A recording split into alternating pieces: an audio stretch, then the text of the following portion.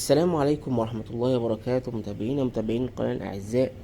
تفاعلت جماهير فريق ليفربول مع مركز النجم المصري محمد صلاح في الكرة الذهبية لعام 2023، والذي تم الإعلان عنه بالأمس.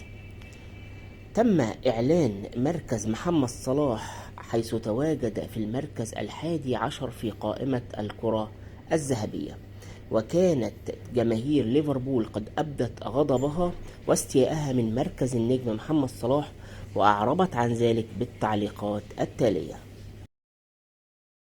وكتب أحد المشجعين: إذا كان هذا تصنيف أفضل اللاعبين فعليا فهو من بين الخمسة الأوائل. وأضاف آخر: يجب أن يتواجد محمد صلاح في قائمة العشر الأوائل. وأضاف مشجع ثالث: 11 هذا العام الأول في العام المقبل، ملكنا المصري سيفوز بها. وقال آخر: لاعبنا يستحق أن يكون في مكان أعلى.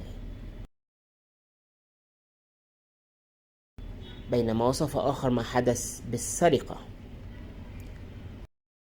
وأضاف آخر: لقد سرق محمد صلاح. وأكد مشجع ثالث على هذا وقال: سرقة، لابد أن يكون في مكان أعلى، هذه قلة احترام. وقال يوسف: هذا سخف.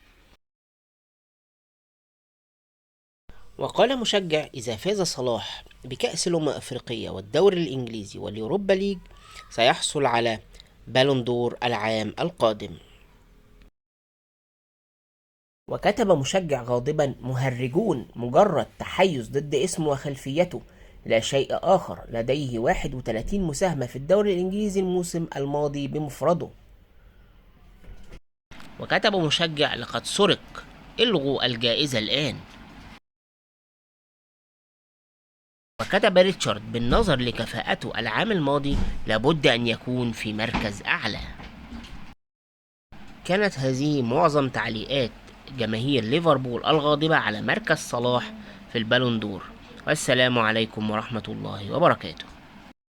إن الله وملائكته يصلون على النبي يا أيها الذين آمنوا صلوا عليه وسلموا تسليما.